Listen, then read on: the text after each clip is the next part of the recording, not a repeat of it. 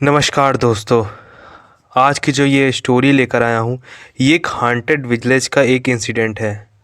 और ये जो गांव पड़ता है, ये उत्तर प्रदेश के अकबरपुर ज़िले से 10 किलोमीटर दूर में ये गांव पड़ता है। और इस गांव में एक ऐसा घर है जो पिछले कई सालों से बंद है, मतलब 20-30 सालों से बंद है। और उस घर की मिस्ट्री आज तक अनसॉल्व्ड है। उस गांव के हर एक परिवार को कभी ना कभी मुसीबत का सामना ज़रूर करना पड़ता है। और इस स्टोरी को सुनने के बाद अगर आपके पास कोई भी सजेशन हो या सॉल्यूशन हो तो वो आप हमारे साथ कमेंट सेक्शन में ज़रूर शेयर करें। बात है अकबरपुर के गांव की, और जो ये गांव है वो सिटी से लगभग 10 किलोमीटर दूर था। लेकिन ये वैसा गांव नहीं था कि बहुत ही पिछड़ा गांव हो। तो इस गांव में कुछ नए लोग आके रहने लगे थे, मतलब कुछ लोगों का ट्रांसफ़र हुआ था जो कि वो वहाँ पर आकर बस गए थे, जो कि एमपी से आए हुए थे। और जिस घर की मैं बात कर रहा हूँ, ये उस घर के बगल वाला घर इन्हें गवर्नमेंट की तरफ से मिला था। और एक इनके घर में मम्मी पापा थे, एक भाई था और एक बहन थी जिसका नाम ज्योति था। उसकी एज कुछ यही 24-25 साल की रही होगी। और उसको बहुत क्यूरियोसिटी होती थी कि ये जो उसके बगल का घर है ये हमेशा बंद क्यों रहता है, और इसमें कभी क्यों रहता कोई नहीं, ना उस घर से कभी कोई निकलता है। और वो किसी से भी उस घर के बारे में पूछती थी तो कोई भी उस घर के बारे में बात करना नहीं चाहता था। और उसके मन में ये जैसे होता है ना कि ये क्यों नहीं कोई बता रहा है इस घर में, आखिर इस घर के पीछे की कहानी क्या है। तो उसके पड़ोस की एक लड़की ने उससे उसकी फ्रेंडशिप हो गई और उसने बताना शुरू किया कि इस घर में करीबन आज से 30-35 साल पहले उसे भी किसी ने, उसके दादा या दादी ने बताया था या पापा ने बताया था कि एक जॉइंट फैमिली रहा करती थी। और उस जॉइंट फैमिली में 2 ब्रदर सिस्टर, वो रियल ब्रदर सिस्टर नहीं थे, जैसे कज़िन थे, चाचा की लड़की और लड़के थे, अलग अलग दोनों थे। एक बड़े पापा की हो गई और एक चाचा की लड़की थी और बड़े पापा का लड़का था। दोनों बहुत प्यार से एक साथ रहा करते थे और उनकी फैमिली भी रहती थी, और दोनों फैमिली एक दूसरे को बहुत सपोर्ट करती थी। जॉइंट फैमिली थी और उन दोनों का भाई बहन का रिश्ता बहुत अच्छा था। उनका पूरा गांव इसी चीज़ की मिसाल दिया करता था कि भाई बहन हो तो इनके जैसे हो, क्योंकि आजकल कज़िन्स में भी उतनी ज़्यादा अब पटती नहीं है, लोगों में अंदर ही अंदर मनमुटाव रहता है। लेकिन ये दोनों धीरे धीरे जैसे बड़े हुए और टाइम गुजरने लगा, जो लड़की थी उसका नाम था जानवी और जो लड़का था उसका नाम था रोहित। रोहित है वो जानवी से 2 साल बड़ा था, लेकिन 2 साल की उम्र कोई मायने नहीं रखती, दोनों आपस में ही फ्रेंड की तरह रहा करते थे। तो जो जानवी थी वो पढ़ाई करने के लिए शहर चली गई थी, और शहर में ही वो एक कोई मल्टीनेशनल कंपनी में जॉब करने लगती है नोएडा में। और वो 1-2 महीने में आती थी। अब उसका आना जाना बहुत कम हो चुका था। लेकिन अब वो जब वो आती थी अपने गांव, तो उसको गांव बहुत ही बोरिंग लगता था, और फैमिली में भी वो ज़्यादा इम्पोर्टेंस नहीं देती थी अब। और किसी से भी ठीक से मुंह से बात ना करे, उसे जैसे लगता था किसी चीज़ का वो उसे ईगो हो गया है। वो हर समय नखरे दिखाती और किसी से भी सीधे मुंह बात ना करती। उसे ऐसा लगने लगा था कि ये लोग तो गांव वाले हैं, मैं तो अब शहर में रहने वाली हूँ, शहर की हो चुकी हूँ। वो अपने आप को बदलना चाहती थी, और रोहित को वो अब थोड़ा गांव वाला समझने लगी थी, और उससे भी वो बात अब बिल्कुल भी नहीं करती थी। और रोहित को भी ये बात समझ में नहीं आ रही थी कि जानवी का बिहेवियर ऐसा कैसे हो गया। रोहित ने सोचा चलो पता लगाते हैं कि कोई बात तो नहीं है जिससे मेरी बहन परेशान हो। और वो शहर पहुंचा जहां पर जानवी रहती थी, और इसने इसके आसपास ही रूम रेंट पे लिया और पता लगाने लगा कि जानवी के साथ क्या हाल चाल चल रहे हैं इसका। वैसे ये करना तो नहीं चाहिए, लेकिन वो भी सोचा कि आओ देखते हैं कोई प्रॉब्लम तो नहीं है, अकेले रहती है वहाँ पर। तो इसे पता चला कि जानवी का किसी लड़के के साथ चक्कर चल रहा है, और वो चक्कर कोई ऐसा वैसा नहीं, मतलब बहुत तगड़ा वाला रिलेशनशिप चल रहा है। इन दोनों ने सारे लिमिट्स क्रॉस कर चुके हैं ये दोनों।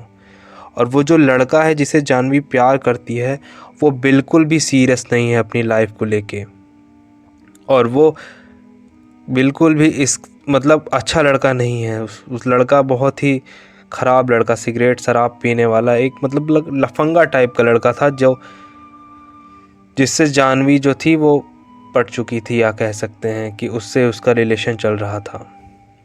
और ये इसको सारी बातें पता चली तो इसको बिल्कुल भी अच्छा नहीं लगा, और ये सोचा ये बात तो घर पर बतानी पड़ेगी, क्योंकि ये मेरी बात तो मानेगी नहीं, क्योंकि प्यार व्यार ऐसी बात ही होती है कि किसी को कुछ समझ में नहीं आता। उसने सोचा कि मम्मी पापा और चाचा चाची से बता के उनको सारी बात बताऊंगा, कम से कम एक बार उसको बात करके समझाया तो जा सके। ये गया अपने गांव और इसने सारी बात घर पे सबसे बता दी, और जो जानवी था उसको घर पर बुलाया गया। उसको बहुत डांट पड़ी, बहुत डांट पड़ी, और उसकी जॉब छुड़वा दी गई, और उसको कहा गया अब तुम घर पर रहो, अब तुम्हारी शादी होगी। क्योंकि इसके घर वाले बहुत स्ट्रिक्ट थे, रोहित के पापा कुछ ज़्यादा स्ट्रिक्ट थे, और उनकी ही चलती थी क्योंकि वो घर में सीनियर थे। जानवी ने रोहित से कहा अगर तुम्हें घर पर ही बताना था तो कम से कम एक बार मुझसे पूछ तो लेते, मुझसे बात तो करनी थी। पूरे परिवार के सामने तुमने मेरा कैरेक्टर ख़राब करके रख दिया। और वो बहुत ज़्यादा गुस्सा थी। उसने रोहित से बिल्कुल भी बात करना बंद कर दिया था और उसको देखना भी बिल्कुल नहीं पसंद करती थी। रोहित भी सोचता है कि अरे ये सब तो जाने दो, कोई बात नहीं, ये मुझसे बात नहीं करती तो ठीक है, लेकिन ये कल समझ जाएगी कि जो मैंने किया वो इसके भले के लिए किया। ये फ्यूचर में ये बात समझ जाएगी कि मैं जो भी किया हूँ इसके अच्छे के लिए ही किया हूँ। लेकिन जो जानवी थी वो अपनी बेइज्जती का बदला रोहित से लेना चाहती थी, और वो मन ही मन प्लान करती रहती थी कि किस तरह से रोहित को नीचा गिराया जाए, और जो इज्जत उसकी गई है घर वालों के सामने उसे वापस से पाया जाए। और वो मन से ही रोहित से बदला लेना चाहती थी। एक दिन उसने रोहित को बुलाया मैसेज करके, और रात के टाइम 9 बजे के करीब हो रहे थे, छत पर जाकर रोने लगी और कहा रोहित तुम बिल्कुल सही थे भाई, मुझसे गलती हो गई, और वो लड़का बहुत बुरा लड़का है, उसने मुझे अपने प्यार के जाल में फंसा लिया। और उसने अब रोना शुरू कर दिया था जानवी ने, और बहुत ज़ोर से रोने लगी थी।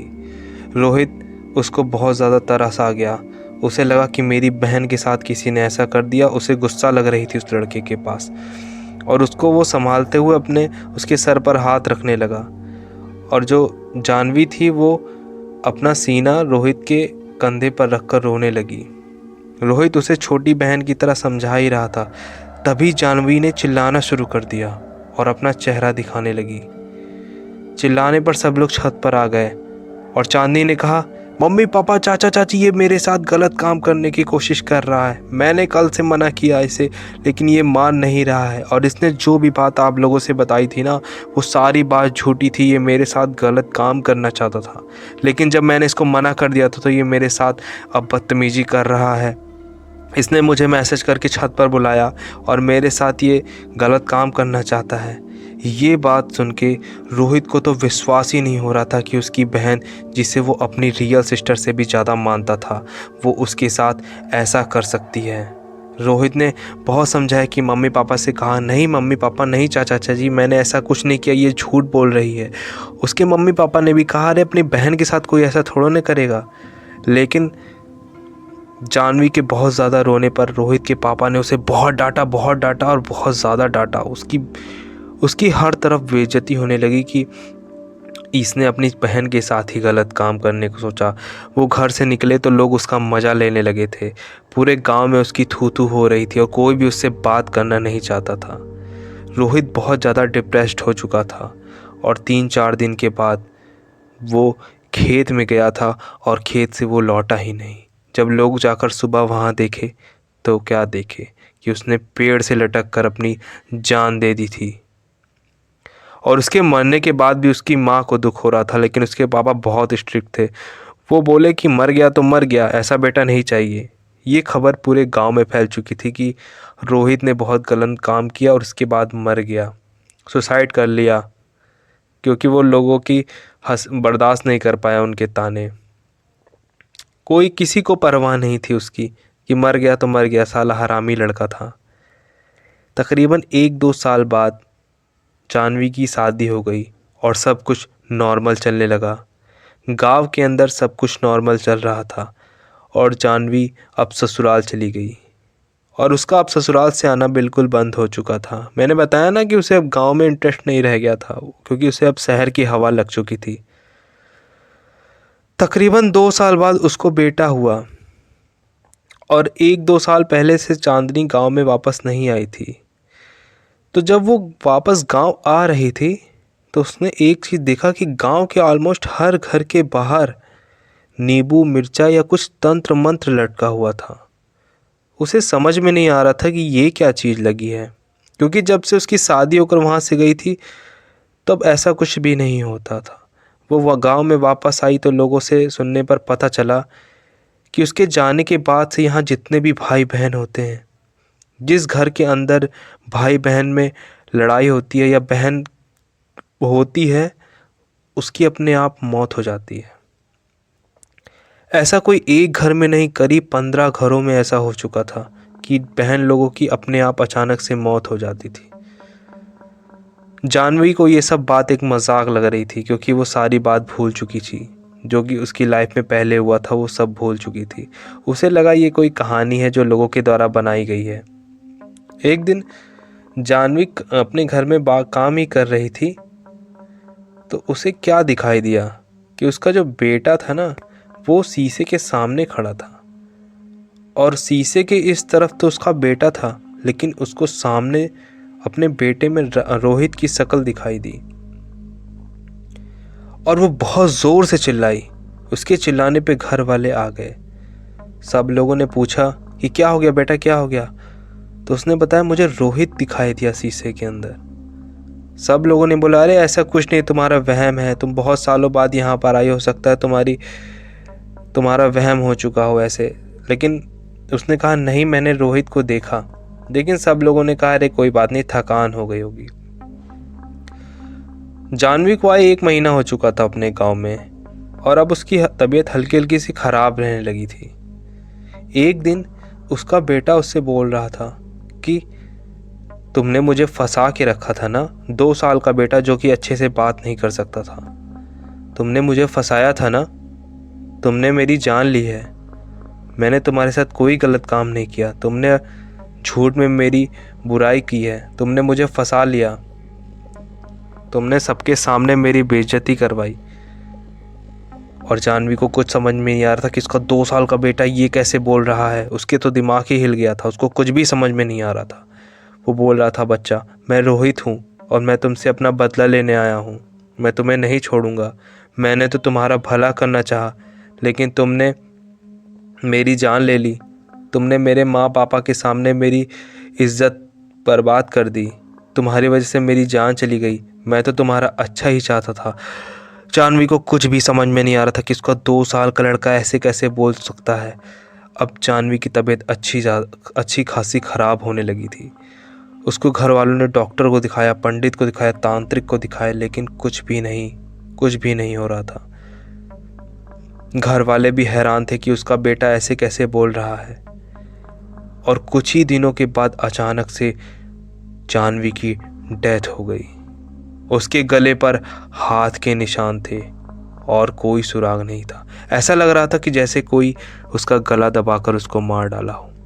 और ये इस गांव की 16वीं मिस्टीरियस डेथ थी।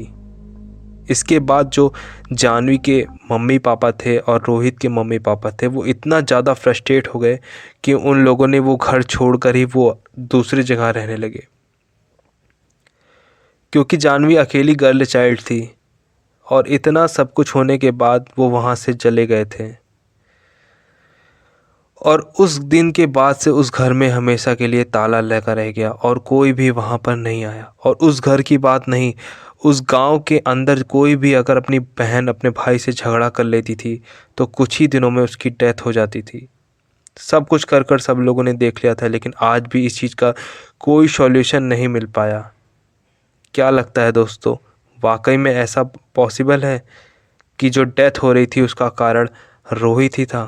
क्या उसकी स्पिरिट अभी भी वहाँ घूम रही है और वही उन सारी बहनों को सबक सिखाती है जो अपने भाई की इज्जत नहीं करती या फिर जो अपने भाई से लड़ती हैं? और मैं आप लोगों से एक बात कहना चाहता हूँ कि जितनी भी बहनें हैं अपनी भाई की इज्जत किया करो। उसको परेशान मत किया करो। अगर वो आपको डांटता है, मारता है या समझाता है तो उसकी बात को समझा करो, वो आपके भले के लिए ही कहता है। और मैं बहन लोग से ये भी कहना चाहता हूँ कि अगर आपका भाई ज़्यादा ही दुष्ट है तो आप लोग भी मार सकते हो, और अगर ना समझे, आप लोग से लड़ाई में जीत जाए तो अपने मम्मी पापा से मार खिलवा सकते हो। तो दोस्तों, आपके पास भी अगर कोई ऐसी स्टोरी हो तो आप मुझे शेयर कर सकते हैं। मेरे चैनल के अबाउट सेक्शन में मेरा नंबर है, आप मुझे वहाँ पे सेंड कर सकते हैं। ये कहानी मुझे ज्योति ने भेजी थी। और चलिए, आप लोगों को क्या लगता है दोस्तों, मुझे कमेंट करके बताइएगा कि वो रोहित की स्पिरिट थी या कुछ और। अगर आपके पास कोई सुझाव है या मेरी कहानी आपको अच्छी लगती है तो कमेंट करके ज़रूर बताएं। इसी तरह की स्टोरी देखने के लिए चैनल को सब्सक्राइब करें। मिलते हैं एक नई कहानी के साथ, तब तक आप सभी का दिन शुभ हो।